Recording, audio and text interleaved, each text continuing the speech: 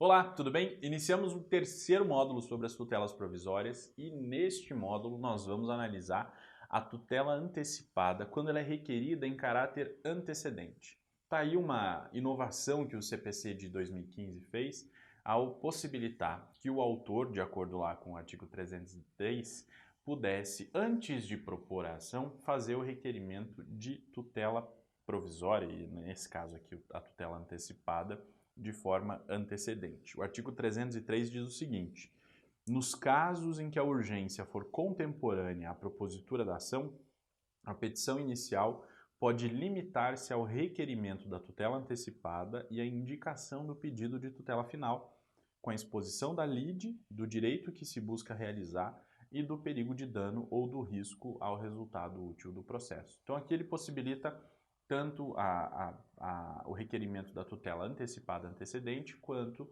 do requerimento da tutela cautelar, que a gente vai ver posteriormente, né? No módulo específico, vamos verificar o procedimento da tutela cautelar antecedente. Por hora, nós vamos nos fixar aqui nos requisitos e consequências da tutela antecipada requerida em caráter antecedente. Então, nesse caso aqui, que a urgência for contemporânea à propositura da ação, quer dizer, é um caso de extrema urgência e não há tempo hábil para juntar todas as provas documentais ou fazer toda a preparação que uma petição inicial demanda, o autor então pode propor apenas o pedido de tutela antecipada. Obviamente que devidamente documentado, com a fundamentação jurídica adequada, aquele pedido de tutela antecipada. E ao fazer esse pedido, ele deve respeitar aí os requisitos do artigo 303, exposição da lide e do direito, quer dizer, eu tenho que expor o conflito para que o juiz conheça daquele conflito e possa, então, conceder ou deixar de conceder a tutela antecipada requerida. Preciso demonstrar o perigo na demora, porque é um requisito básico, né, de qualquer tutela de urgência, muito mais ainda quando se trata de uma tutela de urgência requerida em caráter antecedente, quer dizer, a urgência é até maior e eu preciso demonstrar esse perigo na demora.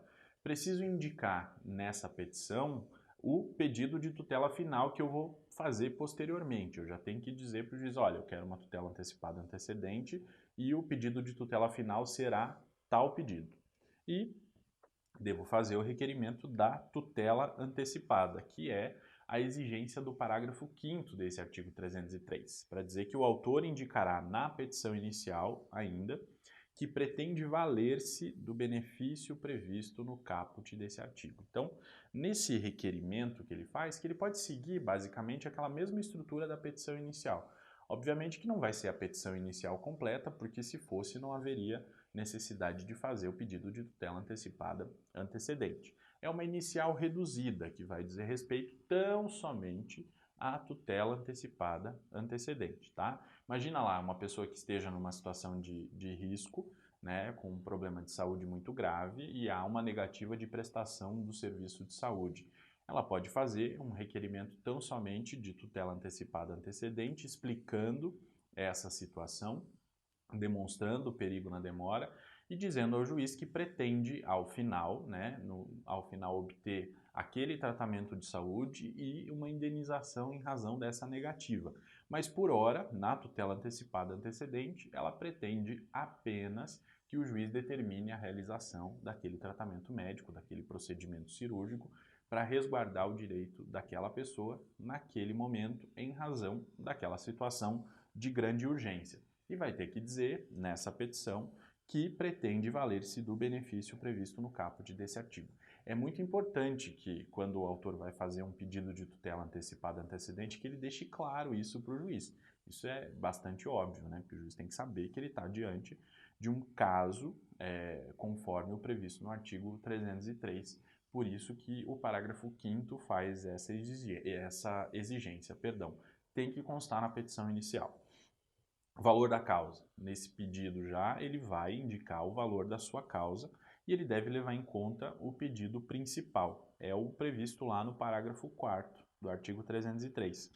Na petição inicial a que se refere o caput desse artigo, o autor terá de indicar o valor da causa que deve levar em consideração o pedido de tutela final. Então, óbvio que ele já tem que ter claro na cabeça dele qual é o pedido de tutela final, de modo que ele possa estabelecer o valor da causa nesse caso.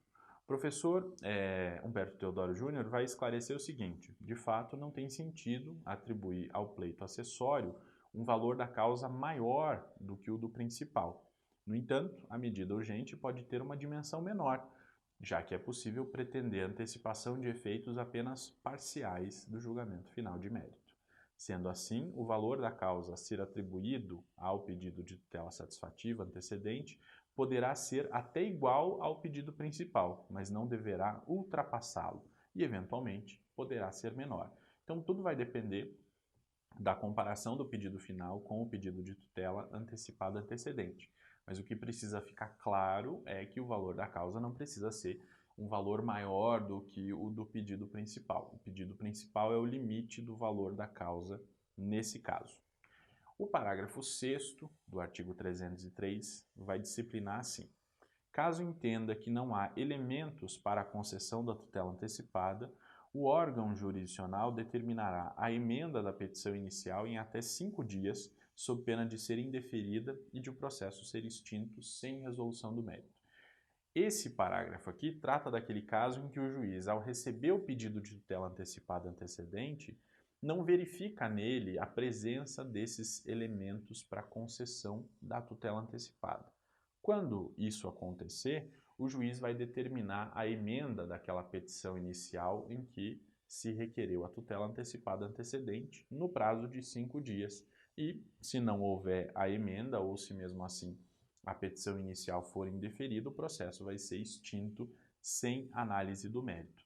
E o juiz vai analisar, nesse caso aqui do parágrafo 6º, para determinar a emenda ou não, aqueles requisitos do caput do artigo 303 que a gente acabou de ver. É aquela estrutura que ele vai analisar para saber se é o caso de indeferir ou não a petição inicial, certo? O parágrafo 1º do artigo 303 vai estabelecer lá o procedimento dessa tutela antecipada antecedente. Vai dizer que, concedida a tutela antecipada, o que vai acontecer depois. Então, perceba lá, faz o requerimento, apresenta todos aqueles requisitos que nós vimos no caput do artigo 303 e, obviamente, atende à exigência do parágrafo 5º, indicando que deseja, naquele caso, um pedido de tutela antecipada antecedente. Se o juiz, analisando o caso, perceber que aqueles requisitos foram satisfeitos, quer dizer, há fumus boniuris, há periculum in mora que justifiquem a adoção de uma medida antecipada antecedente, ele vai conceder isso em uma decisão fundamentada. E aí, uma vez concedida, o inciso 1 vai dizer que o autor deverá aditar a petição inicial com a complementação da sua argumentação, a juntada de novos documentos e a confirmação do pedido de tutela final em 15 dias ou em outro prazo maior que o juiz fixar. Então, nessa mesma decisão em que o juiz concede a tutela antecipada antecedente, ele já vai determinar a intimação do autor para que o autor adite a sua petição inicial, quer dizer, complemente a sua petição inicial com outros documentos e outros argumentos que ele não conseguiu colocar naquele pedido de tutela antecipada antecedente, né? E vai fazer isso no prazo de 15 dias ou em algum outro prazo maior, porque se o autor justificar ali, dizendo que ele vai necessitar de um prazo maior para fazer a reunião de outros documentos, o juiz pode, inclusive, ampliar esse prazo de 15 dias. O inciso 2 vai dizer que o réu será citado e intimado para audiência de conciliação ou de mediação, na forma do artigo 334. E o 3 vai dizer que, não havendo autocomposição, o prazo para contestação será contado na forma do artigo 335. Quer dizer, vai seguir o procedimento comum sem nenhuma intercorrência. O parágrafo 3º vai dizer que o aditamento a que se refere o inciso 1 do parágrafo 1º dar-se-á nos mesmos autos sem incidência de novas custas processuais. Obviamente que os autos já estão ali, né? Eu não preciso agora iniciar o processo principal em autos apartados. Vai fazer o aditamento daquela petição inicial naqueles mesmos autos e não vai haver a necessidade de pagamento de novas custas processuais. Isso decorre aí da exigência de economia processual.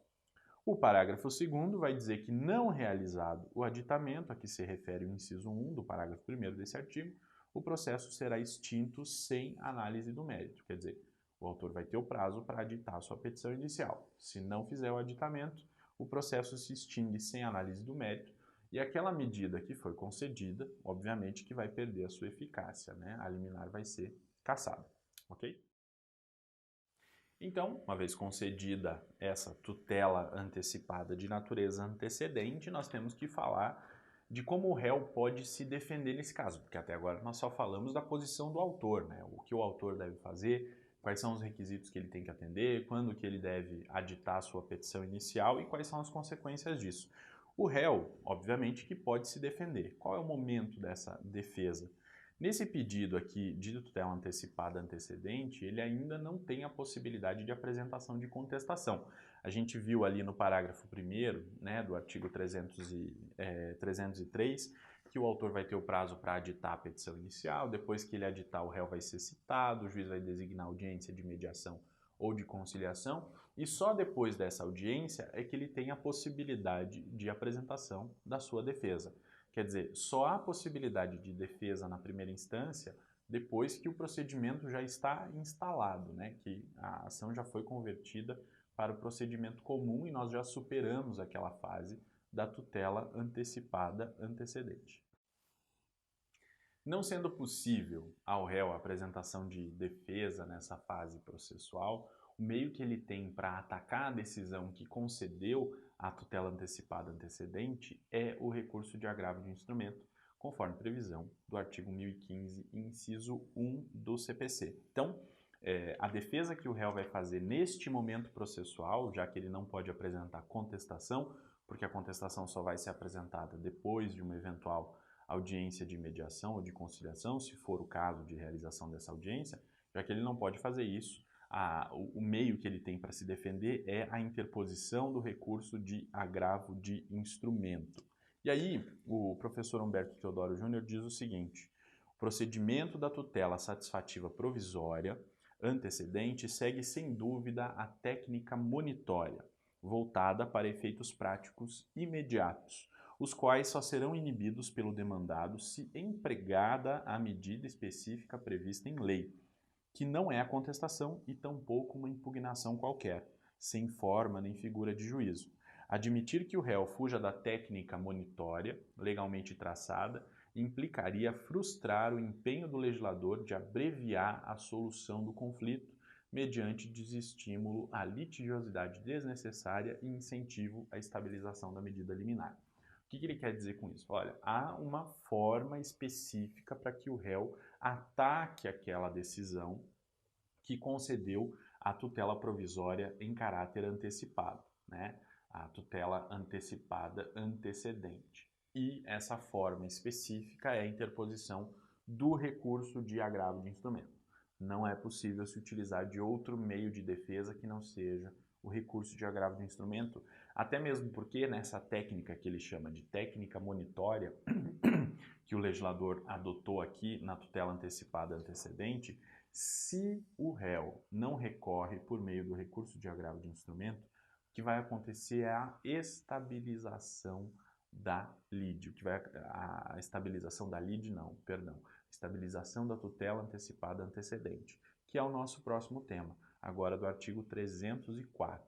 Diz o seguinte: a tutela antecipada concedida nos termos do artigo 303 torna-se estável se da decisão que a conceder não for interposto o respectivo recurso.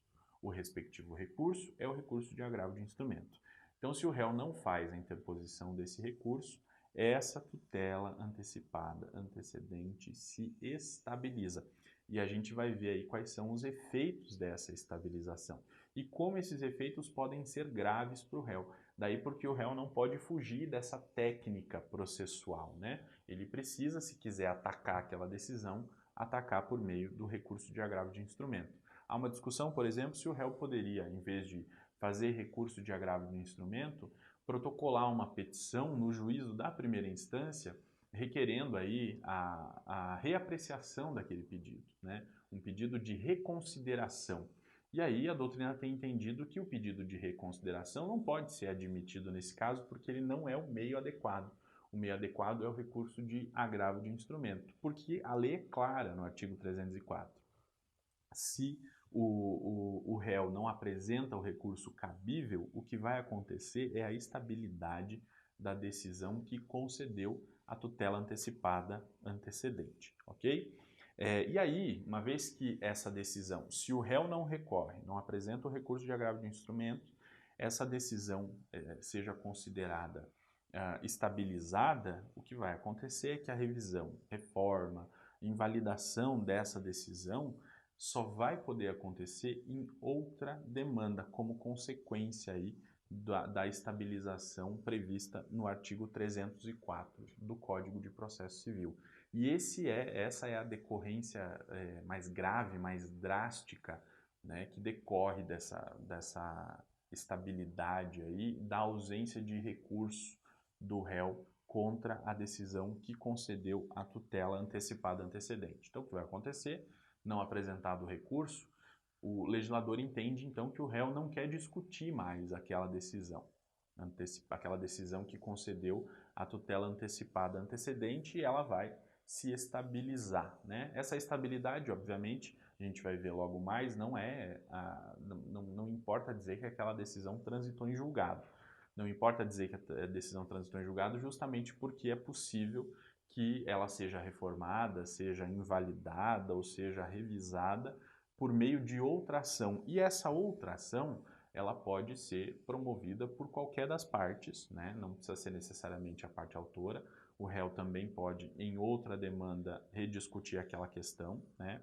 O juízo competente vai ser o mesmo juízo que concedeu a tutela antecipada antecedente, e ele é competente de forma absoluta, porque aqui nós temos um critério de distribuição por prevenção, que trata-se de um critério de competência funcional, né? Sendo funcional, tem natureza absoluta, e as partes têm um prazo de 2 anos para propor essa eventual ação, para revisar, para reformar ou para invalidar aquela decisão que foi dada em uma tutela antecipada antecedente e que se estabilizou. Então tem um prazo decadencial aí de 2 anos a contar da ciência da decisão que extinguiu o feito. Então a coisa funciona da seguinte forma: o juiz concede a tutela antecipada antecedente, o réu é intimado e ele vai ter, a partir dessa intimação, 15 dias, né, que é o prazo do recurso de agravo de instrumento, para recorrer dessa decisão. Se ele não recorre em 15 dias, aquele processo vai ser extinto, mas mantém-se a decisão tal como estabilizada, né? Mantida a decisão, estabilizada a decisão, o réu vai ser intimado novamente, o autor também vai ser intimado que aquele processo foi extinto, né, em razão da estabilização daquela decisão que concedeu a tutela antecipada antecedente. E aí as partes têm 2 anos para propor uma nova ação, né? Tanto o autor pode propor, se ele quiser ampliar, inclusive, a discussão a respeito daquela tutela antecipada, quanto o réu, se ele quiser invalidar aquela decisão, tem um prazo decadencial de 2 anos. Por ser um prazo decadencial, esse prazo não se suspende e nem se interrompe. Conta-se 2 anos, né? E aí ela vai poder, tanto o autor quanto o réu vão poder discutir nessa nova ação, nesse prazo de 2 anos, aquela tutela que foi concedida de forma antecedente. Se eles não fizerem isso nesse prazo de 2 anos, o que vai acontecer é que aquela decisão se torna imutável posteriormente. O parágrafo 6º do artigo 304 diz o seguinte: a decisão que concede a tutela não fará coisa julgada, mas a estabilidade dos respectivos efeitos só será afastada por decisão que a revir, reformar ou invalidar, proferida em ação ajuizada por uma das partes nos termos do parágrafo 2º desse artigo. Então, não é coisa julgada. A estabilidade não significa coisa julgada, porque o legislador disse que não é possível chamar essa estabilidade de coisa julgada. Justamente porque a gente só tem coisa julgada quando tem uma análise aprofundada da questão. E nesse caso, nós não tivemos uma cognição exauriente, nós tivemos uma cognição sumária. Então, não há coisa julgada.